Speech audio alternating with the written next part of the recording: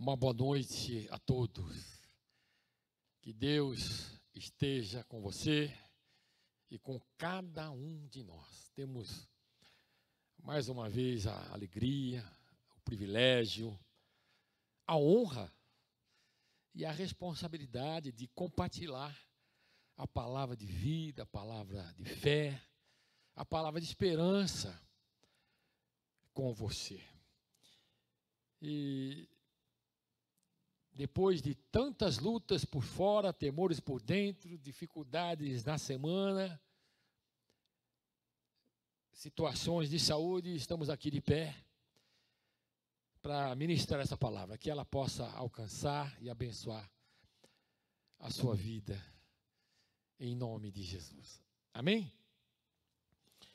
Valorize o que você é e o que você tem. É o tema da mensagem para esta noite. Eu quero me reportar ao texto sagrado de Hebreus, capítulo 12, versículo 15, 16 e 17. Cuidem que ninguém se exclua da graça de Deus, que nenhuma raiz de amargura brote e cause perturbação, contaminando a muitos. Não haja nenhum imoral ou profano, como Esaú, que por uma única refeição vendeu os seus direitos de herança como o filho mais velho. Como vocês sabem, posteriormente, quando quis herdar a bênção, foi rejeitado. E não teve como alterar a sua decisão, embora buscasse a bênção com lágrimas. Vamos orar. Senhor, abençoa a tua palavra. Para sempre ela está firmada no céu, que ela venha a ser firmada nas nossas vidas. Pode ser que há alguém, Senhor, que esteja ouvindo esta palavra pela primeira vez. Pode ser que alguém esteja ouvindo, Senhor, esta palavra pela última vez. Que esta palavra seja como uma flecha polida e atinja o propósito e o alvo para o qual ela foi designada e estabelecida. Que haja, Senhor, um momento de reflexão, de introspecção, de mudanças. Oramos, Senhor, e pedimos isso em nome de nosso Senhor e Salvador Jesus Cristo. Amém. Eu quero aproveitar e ler o mesmo texto, a mesma passagem, na tradução, linguagem de hoje atualizada. Tome cuidado para que ninguém abandone a graça de Deus. Cuidado para que ninguém se torne como uma planta amarga que cresce e prejudica muita gente com o seu veneno. E tome cuidado também para que ninguém se torne imoral ou perca o respeito pelas coisas sagradas, como Esaú, que por causa de um prato de comida, vendeu os seus direitos de filho mais velho. Como vocês sabem, depois ele quis receber a bênção do seu pai, mas foi rejeitado, porque não encontrou um modo de mudar o que havia feito, embora procurasse fazer isso, até mesmo com lágrimas. Queridos, o texto fala de um homem que não costuma ser exemplo para ninguém. Não costuma ser um exemplo de sermões, de mensagens. Não costuma ser uma referência. Todas as vezes que o nome de Esaú é mencionado como eu vou mencionar hoje. Nós conhecemos o nosso Deus como o Deus de Abraão, de Isaque e de Jacó. Mas não deveria ser assim. Deveria ser o Deus de Abraão, Isaque e Esaú. Este homem, Esaú, tinha tudo para ser uma referência e desfrutar da herança em dobro. Mas não foi uma referência. Não desfrutou da herança, das promessas e das bênçãos de Deus. Esaú, um homem que não deve ter como exemplo ser seguido por ninguém. Você já ouviu pessoas que têm um prejuízo e você ouve essa expressão: olha, estou correndo atrás do prejuízo. Estou errado. Se você correr atrás do prejuízo, você vai pegar o prejuízo, você vai conquistar o prejuízo, você vai obter o prejuízo. Nós precisamos perseguir o nosso milagre. Amém? Correr atrás do abençoador.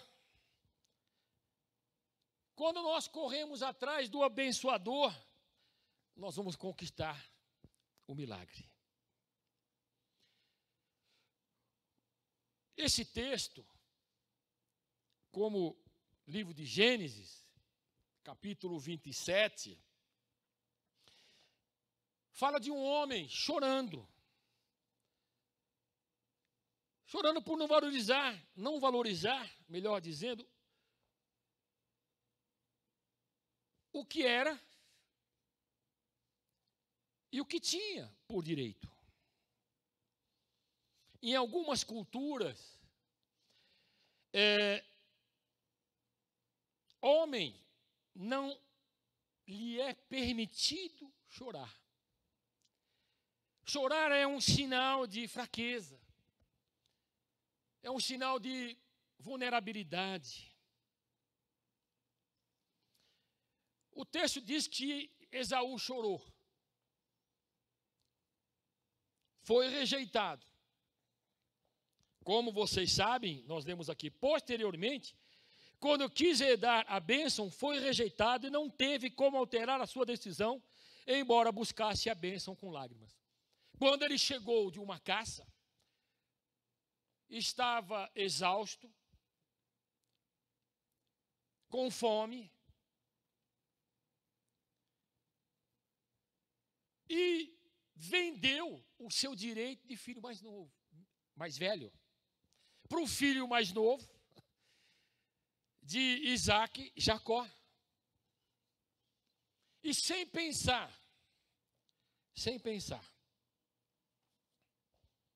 ele disse: de que me vale o direito de filho mais velho?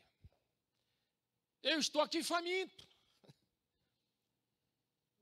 Jacó pediu para que ele se comprometesse com o juramento de vender o seu direito de filho mais velho a Jacó. E assim foi feito.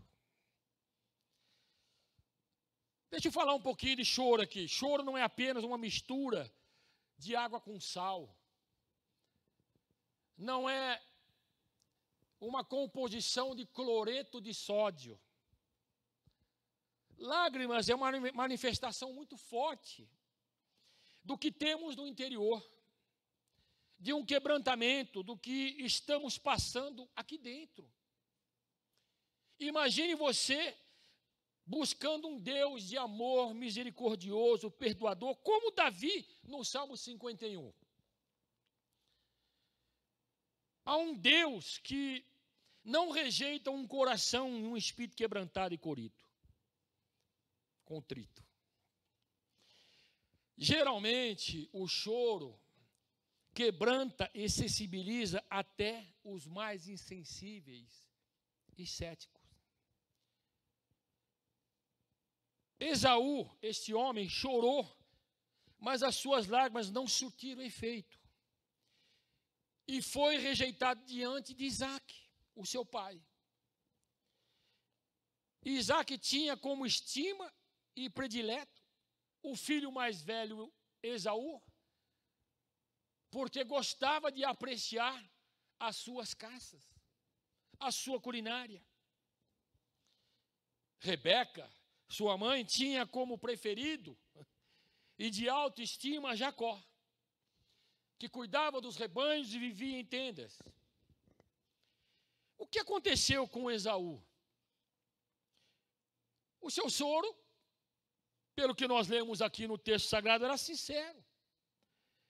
Mas o seu choro chegou tarde demais.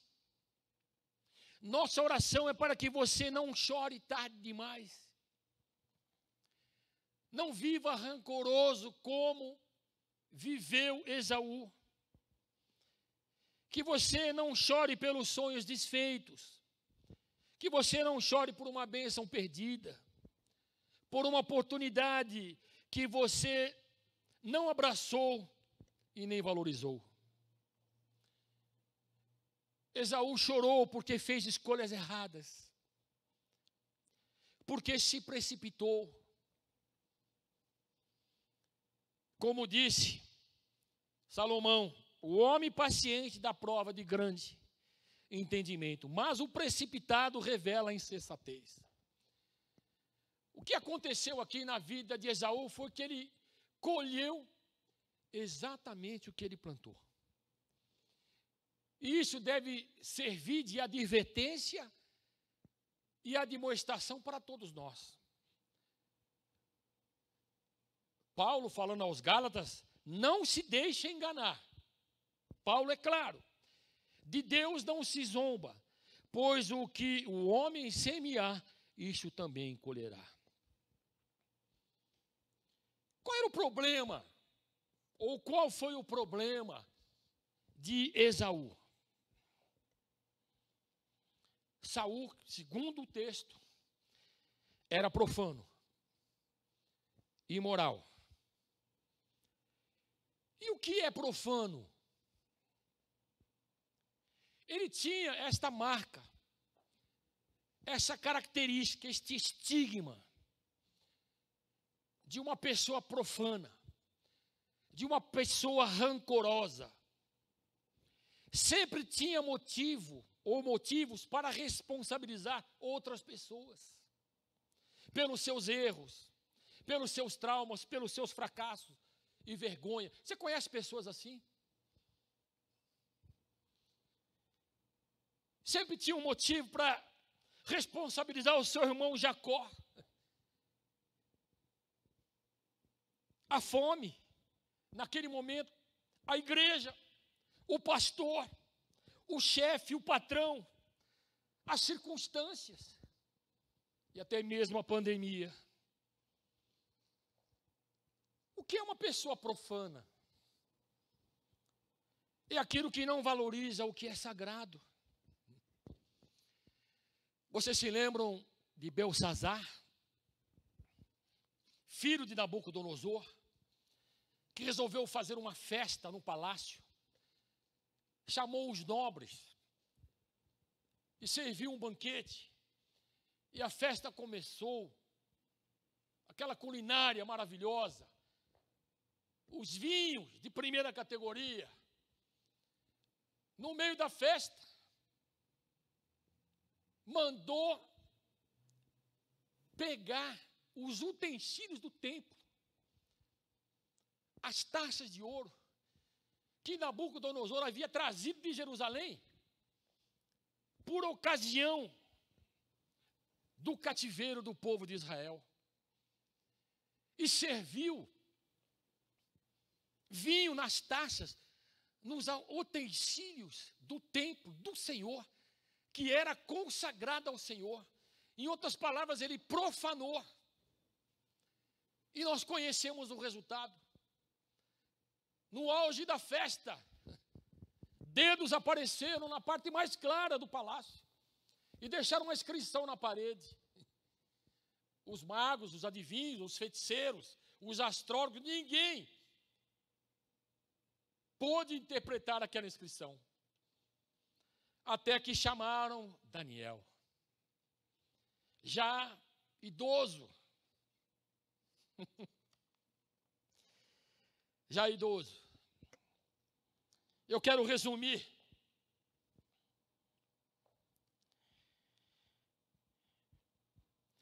Por isso ele enviou a mão que escreveu as palavras da inscrição.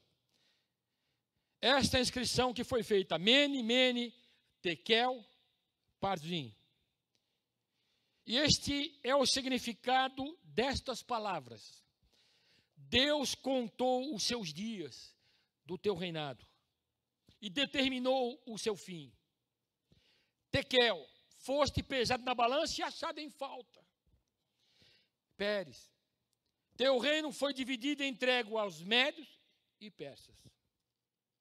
Então, por ordem de Belsassar, vestiram Daniel com um manto vermelho.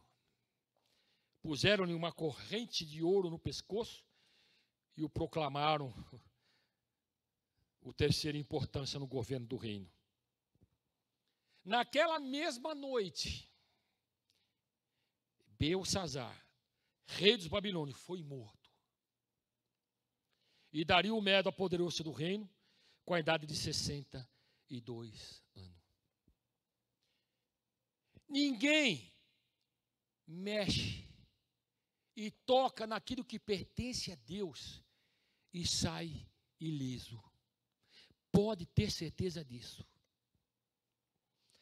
Profano é se apegar mais às coisas terrenas do que às do céu.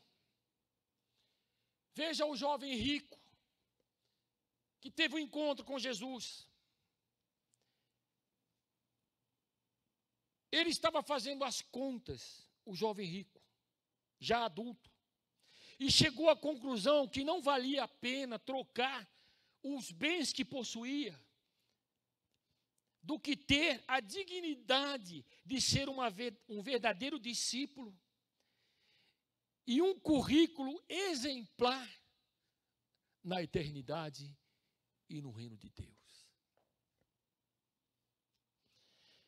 Profano é não separar o santo, o sagrado, do impuro. Profano é não valorizar verdadeiramente as virtudes e as prioridades espirituais. Mas, pastor Marcos, Deus foi muito duro com Esaú. Foi porque ele não valorizou aquilo que era sagrado.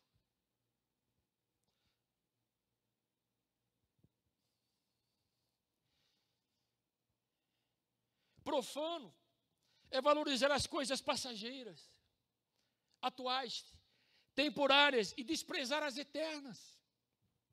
Esaú valorizou mais uma refeição naquele momento do que o direito de filho mais velho de receber o dobro da herança e da bênção de Deus.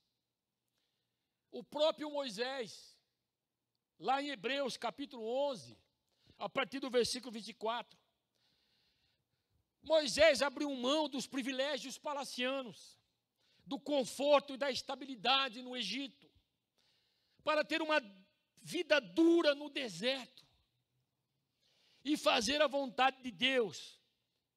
E isto é separar o santo do profano. Pela fé, já adulto,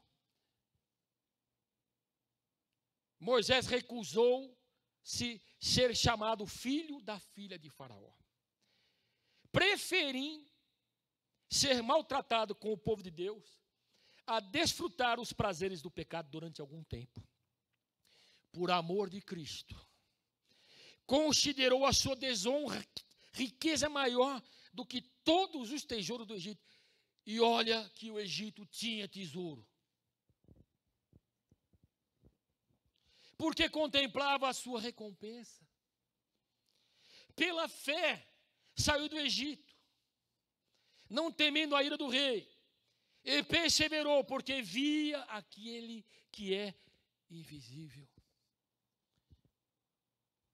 Profano é projetar os olhos mais no presente, nas dificuldades, nos momentos de crise, do que no futuro e nas promessas eternas de Deus. Profano é valorizar mais o secular, o supérfluo, do que o absoluto e o essencial.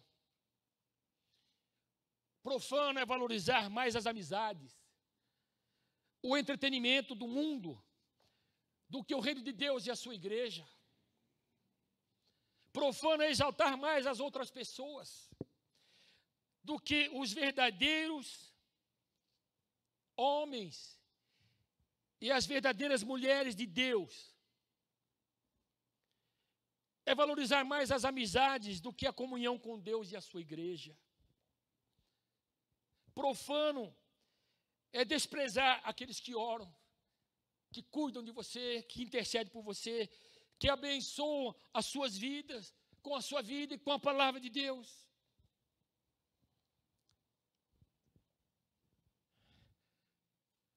Profano é valorizar mais os de fora do que os de dentro. É reconhecer mais do que o mundo pode proporcionar, do que é proporcionado pela palavra do Deus eterno. Profano é reter o que pertence a Deus, é reter a glória, é reter o louvor, é reter a adoração ao seu nome, é reter os dízimos e as ofertas que são consagradas ao Senhor. Eu termino esta parte da mensagem dizendo que profano é tocar nos ungidos de Deus e maltratar os seus profetas. Esaú desejou herdar a bênção de Deus, mas era tarde demais. Numa atitude insensata, impensada, não valorizou o seu direito, o direito que Deus tinha dado a ele de filho mais velho, de ser um abençoador e um abençoado, de ter o dobro da herança da parte de Isaac e do próprio Deus de Israel. Nesta noite, eu quero dizer isso com temor no coração.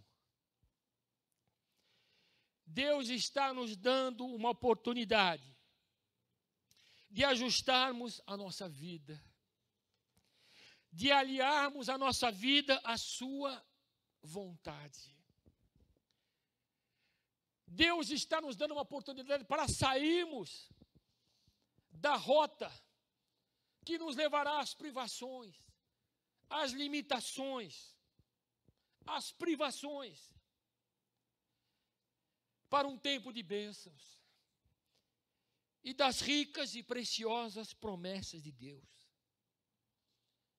Paulo, o apóstolo, falando aos Efésios, lá no capítulo 4, quanto à antiga maneira de viver, vocês foram ensinados a despir-se do velho homem, que se corrompe por desejos enganosos, a serem renovados no modo de pensar, e a revestir-se do novo homem, criado para ser semelhante a Deus em justiça e em santidade provenientes da verdade. Portanto, cada um de vocês deve abandonar a mentira e falar a verdade ao seu próximo, pois todos somos membros de um mesmo corpo. Quando vocês ficarem irados, tome cuidado, não pequem. Apaziguem a sua ira antes que o sol se ponha, e não deem lugar ao diabo. O que furtava, não furte mais. Antes, trabalhe fazendo algo de útil com as mãos, para que tenha o que repartir com o que estiver em necessidade.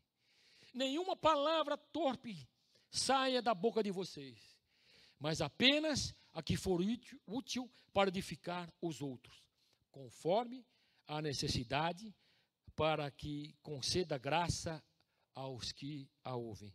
Não entristeçam o Espírito Santo de Deus, com o qual vocês foram selados para o dia da redenção. Livrem-se de toda amargura, indignação e ira, gritaria e calúnia, bem como de toda maldade. Eu poderia parafrasear dizendo: livrem-se de tudo aquilo que é profano, de tudo aquilo que não valoriza o que é santo e o que é sagrado. Sejam bondosos e compassivos para com os outros, perdoando-se mutuamente, assim como Deus perdoou vocês em Cristo. Amém. Que Deus abençoe esta palavra. Eu espero que esta palavra possa transformar e mudar a minha vida. E a sua também. Que você possa valorizar o que é sagrado. Amém? Tome cuidado, para que ninguém abandone a graça de Deus. Cuidando para que ninguém se torne como uma planta amarga, que foi o que aconteceu com Esaú. Ele se tornou uma planta amarga, a fim até mesmo de amargar o seu pai Isaac e a sua mãe Rebeca, casando com mulheres que Deus havia proibido. E toma cuidado também para que ninguém se torne imoral ou perca o respeito pelas coisas sagradas, como Esaú, que por causa de um prato de comida, vendeu os seus direitos de filho mais velho. Como vocês sabem, depois ele quis receber a bênção do seu pai, mas foi rejeitado, porque não encontrou um modo de mudar o que havia feito, embora procurasse fazer isso, até mesmo com lágrimas. Que Deus tenha misericórdia de nós e nos ajude neste momento. Amém? Vamos orar. Querido Deus e Pai, eu procurei ser fiel a tudo aquilo que o Teu Espírito Santo me disse, me mostrou e me orientou. Eu não acrescentei nada à Tua palavra, para que as palavras escritas nesse livro não sobrevenham sobre a minha vida. E não tirei nada desta palavra, Senhor, para que o Senhor não venha tirar nada da minha vida, da árvore da vida. É uma mensagem, Senhor, para que possamos refletir, fazer uma introspecção. Temos a oportunidade, Senhor, de ver a rota da nossa vida ser mudada através de decisões certas. Perdoa-nos, Senhor, por não termos valorizado o que é santo, o que é sagrado. Aquilo que o Senhor tem em grande estima e consideração. Que esta palavra possa abençoar cada um de nós, Pai. Que haja temor no nosso coração. Que haja arrependimento. Que haja, Senhor, uma valorização daquilo que é sagrado, daquilo que é santo, das coisas do alto, onde Cristo está sentado. Em nome de Jesus. Uma boa noite, Uma boa semana, amanhã é feriado, um bom feriado. Quarta-feira estaremos de volta aqui, no encontro de restauração, falando de oração. Uma boa noite para você. Até mais. Fique com Deus e que Deus te abençoe rica e abundantemente. Amém.